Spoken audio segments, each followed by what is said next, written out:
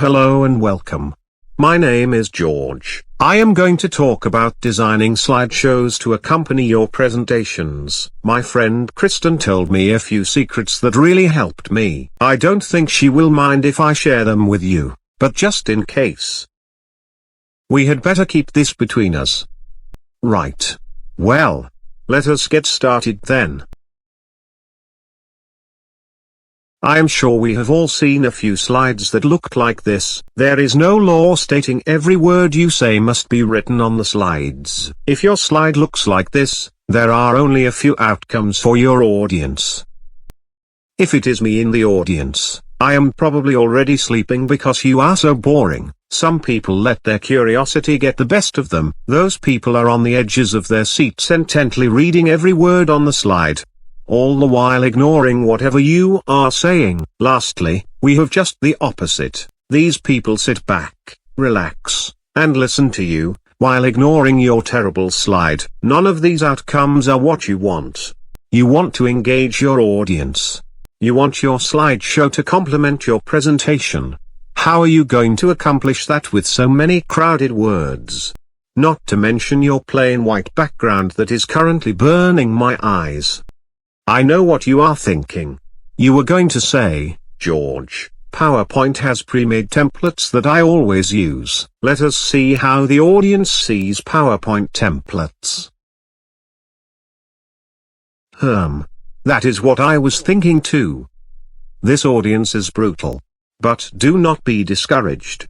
I am going to talk about how to fix these problems. I am only going to cover the basic tips and tricks. Once you start building slideshows regularly, you will be more comfortable and can add new design techniques. I will start with the background. You might pick a color or background photo that represents your topic. Colors can be very powerful. You can choose one to set the mood of your presentation. Or perhaps the background color will represent your organization colors.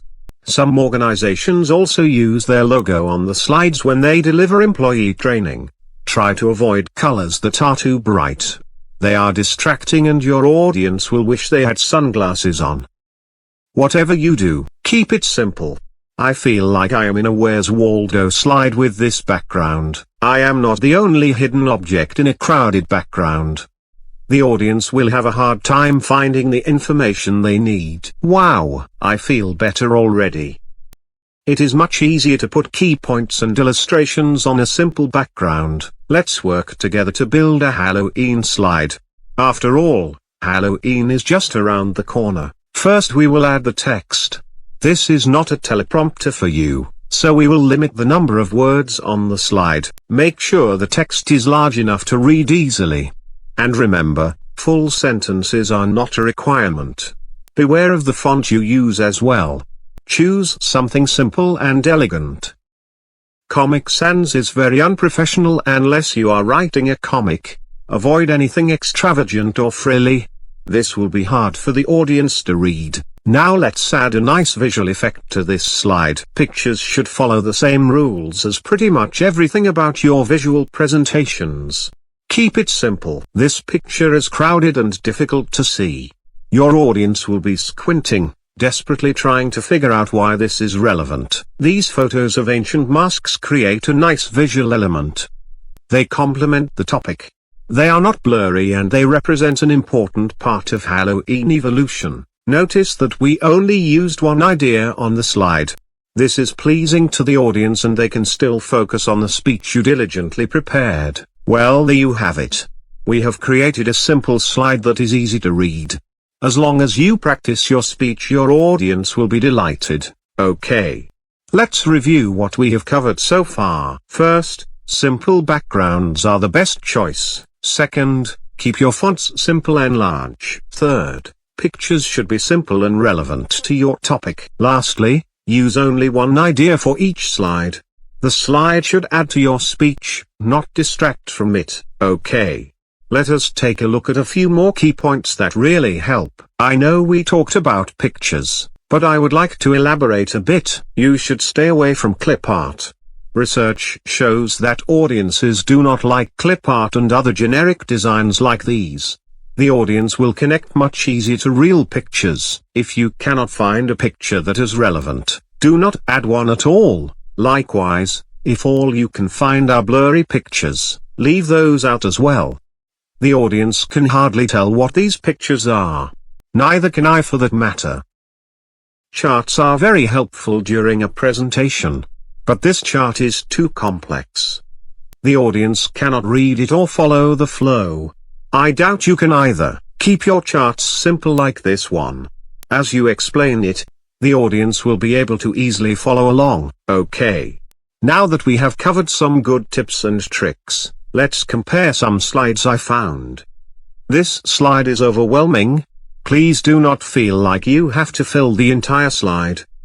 By keeping it simple, we can make the slide elegant and professional. The blank space is good. The audience will be able to process the slide quickly. They will be immediately drawn to the very nice suit in the center. Perhaps I should have worn a suit for this presentation. Oh my gosh, this slide has so much going on. Can you imagine listening to anyone talk while staring at this? Wait a minute. You are not listening to me, are you? You are too busy trying to read this slide.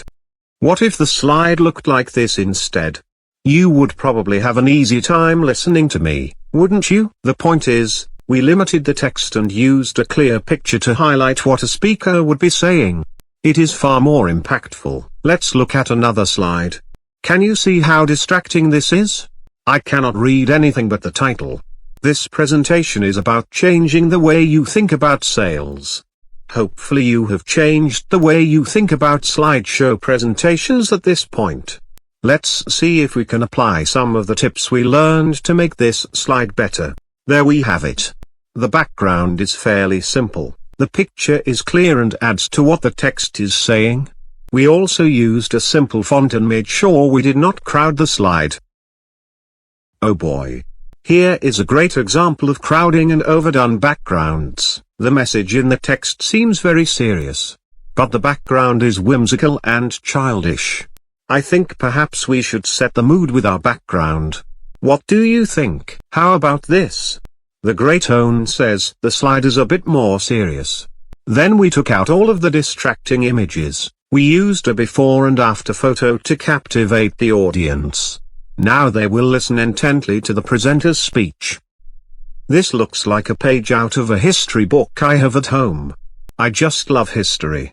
But I do not love this slide. I think we should stick to key points and let our speech tell the story of Attila the Hun. This is much better.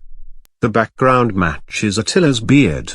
And now the speech will cover all of the details of his rule over the Huns. This slide is just a shame. I am sure there is great information, but there are too many graphs all at once. The audience will not know where to look as you explain each one. The solution is to separate the graph and put them each on a single slide.